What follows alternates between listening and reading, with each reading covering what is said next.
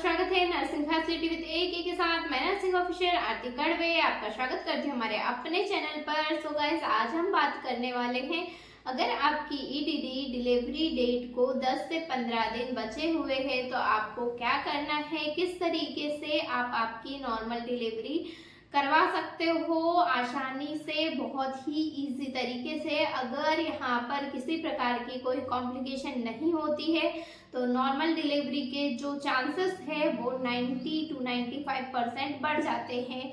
आजकल के समय में बहुत ज़्यादा सी सेक्शन करवाए जा रहे हैं और हो रहे हैं बहुत सारे कॉम्प्लिकेशन के चलते, और कुछ महिलाओं की मेंटलिटी भी ऐसी हो जाती है कि हमें सी सेक्शन ही करवाना है, तो भी यहाँ पर प्लान सीजर होते हैं।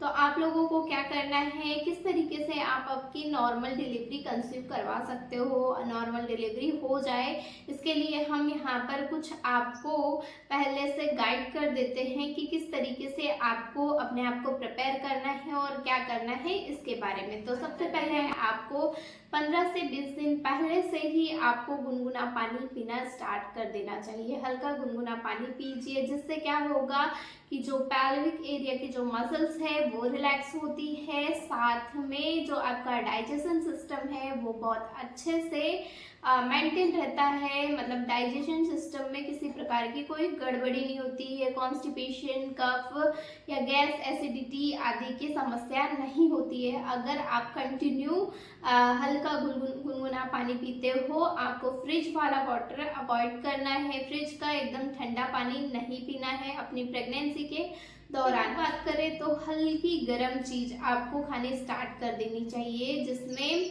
आप केसर वाला दूध भी पी सकते हो और खजूर का दूध पी सकते हो, और जो थोड़ी गर्म चीज आती है जैसे गोंद के लड्डू वगैरह, आप वो भी खा सकते हो। आपको ज़्यादा मात्रा में नहीं खाना है, एकदम कम मात्रा में खाना है। उसके बाद हम बात करते हैं कि आपको यहाँ पर अगर आप नॉर्मल डिलीवरी करवाना चाहते हो तो आपको जो अपना ब्लड जो हीमोग्लोबिन स्तर होता है वो मेंटेन रखना है। मतलब 10 से 11 ग्राम आपका हीमोग्लोबिन स्तर होना चाहिए।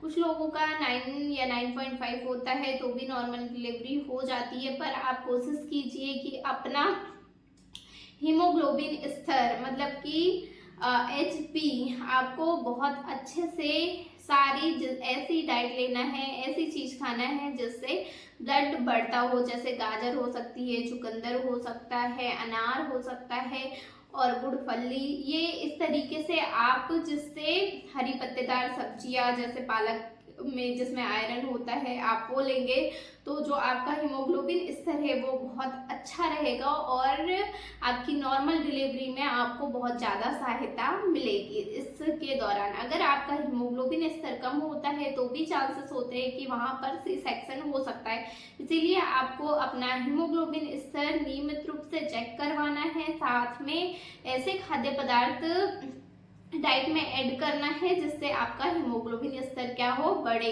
उसके बाद बात करते हैं कि आपको क्या करना है। आप अपनी डाइट में घी ऐड कर सकते हो, 2 से 3 चम्मच आपको घी लेना है, या फिर आप गुनगुना पानी ले रहे हो तो उसमें 1 से 2 चम्मच घी डाल के भी पी सकते हो। इससे भी जो आपका डाइजेशन सिस्टम है वो बहुत अच्छा होगा, कफ, एसिडिटी, गैस की समस्या बिल्कुल नहीं होगी।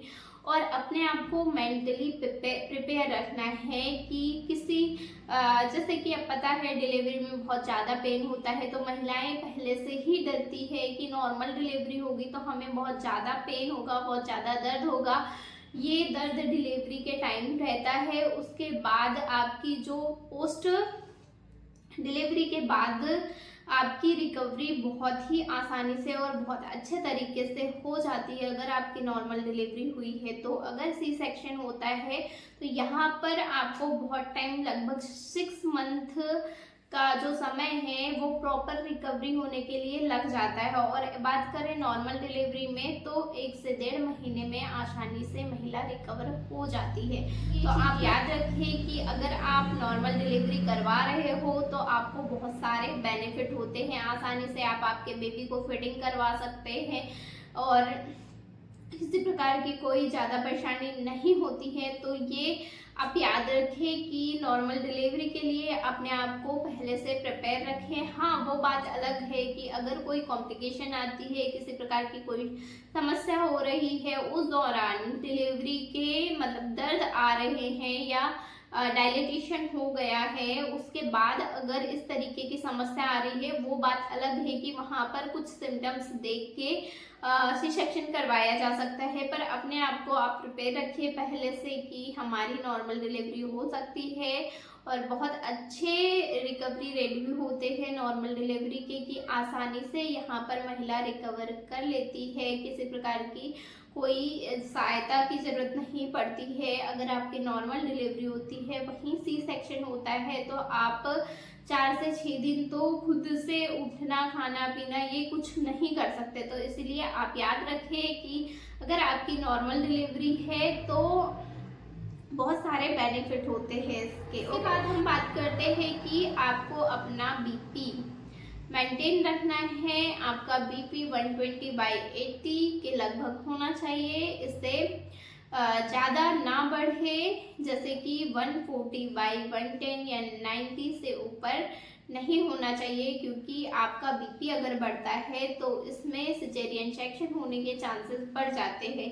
साथ में बहुत सारी कॉम्प्लिकेशन भी बढ़ती है। इसीलिए आपको अपनी डाइट में एक्स्ट्रा नमक का यूज़ बिल्कुल नहीं करना है। आपका जो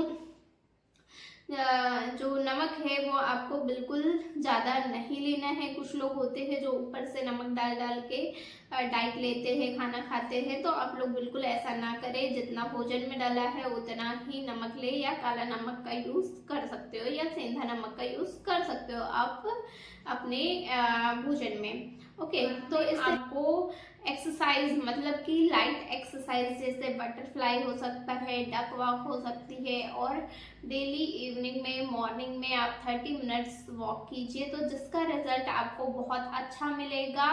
और या अदर जो एक्सरसाइज आप करना चाहते हो वो एक बार अपने डॉक्टर से कंसल्ट जरूर करवा लें। ये सारी चीज़ें फॉलो कीजिए। इसके अलावा कोई कॉम्प्लिकेशन आती है, किसी प्रकार की कोई समस्या होती है, तो आप मैसेज कर सकते हो, हम इसका रिप्लाई जरूर देंगे। So thank you guys watching my video. Radhe Radhe.